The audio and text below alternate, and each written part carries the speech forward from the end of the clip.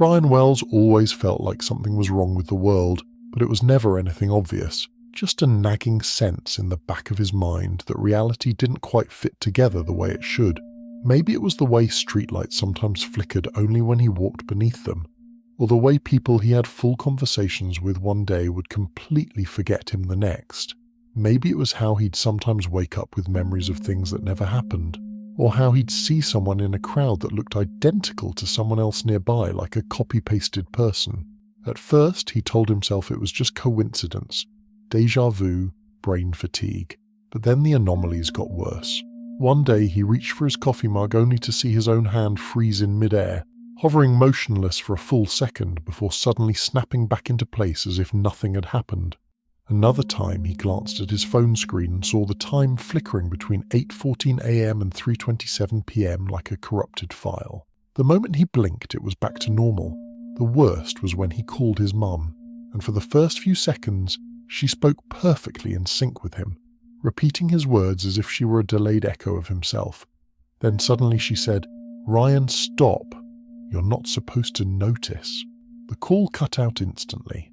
Ryan sat there in stunned silence, heart pounding, staring at the disconnected call screen. Something was wrong with the world. Very wrong. Determined to prove to himself that he wasn't losing his mind, he started testing reality. He flipped light switches on and off rapidly just to see if they'd glitch. He asked strangers on the street what day it was, just to see if they would all give the same answer. He even set up 2 cameras facing each other in his apartment, recording 24/7, trying to catch anything weird. And that's when he saw it, the missing frames. Watching back the footage, he noticed that every few hours there was a half second where everything skipped forward. Not like a normal camera glitch. Objects moved positions instantly. His posture changed mid-frame. The clock jumped ahead by milliseconds, but the audio remained untouched. It wasn't just a camera error. Reality itself was skipping. It was a horrifying thought. His entire world had refresh rates, as if it were a program running on some kind of cosmic hardware. The deeper he looked, the worse it got. He started tracking random pedestrians, only to find some of them looping the exact same walking pattern every hour, down to the millisecond. He recorded the sky, and after reviewing days of footage, he found that the clouds occasionally reset, the exact same formations repeating in the exact same positions days apart. The stars in the night sky flickered inconsistently, some nights showing constellations that didn't exist, other nights missing stars that should have been there. It was undeniable. The world was fake, but the real question was, why was he the only one noticing?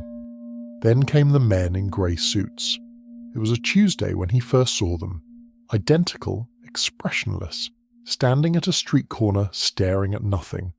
They weren't talking, they weren't moving, but as Ryan walked past them, all 3 of them turned their heads toward him in perfect synchronization. The moment he made eye contact, his vision blurred for a second, like a video buffering, and when it cleared, they were gone. It was like a jump cut in a movie. His stomach turned. They knew. Whatever they were, they knew he was aware. He started running home, paranoid, checking over his shoulder, expecting to see them again, but the streets were empty. When he got inside, he locked the door, heart racing. He grabbed his camera and tried talking to it directly, recording everything he had discovered. But the moment he hit playback, the footage was gone. Not deleted, just never recorded. That night, the world reset. Ryan woke up to find everything in his apartment slightly different. His bookshelves weren't arranged the way he remembered. The cereal box in his kitchen was a brand he had never bought. His phone had texts from people he didn't remember texting. His own reflection in the mirror had a slightly different haircut than he remembered having. He was in the same life, but it had been reloaded with minor differences, like a save file being overwritten. And worst of all, there was a new door in his apartment. A door that had never been there before. Shaking, he approached it, placing his hand on the knob. It was ice cold.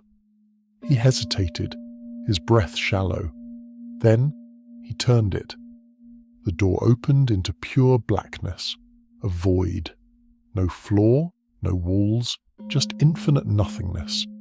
His gut told him to close it and run, but something in his mind whispered, This is the way out. Taking a deep breath, he stepped inside. The moment he did, the simulation broke completely. The world exploded into code. Every structure, every object, every sound fragmented into floating wireframes and glowing grids of numbers. He was inside the machine now, seeing the raw data of reality itself. Time ceased to exist. Past, present, and future blurred together into a single, endless now. He saw other versions of himself, walking the same paths, making different choices. He saw beings beyond human comprehension, vast entities that moved between simulations, watching, observing. And then they saw him. A towering figure of shifting geometry and impossible angles turned its attention toward him, its face a void of writhing symbols, its voice not a sound but a command that vibrated through his very existence. You were not meant to see this. Ryan tried to run, but where was there to run? He was no longer in a physical space.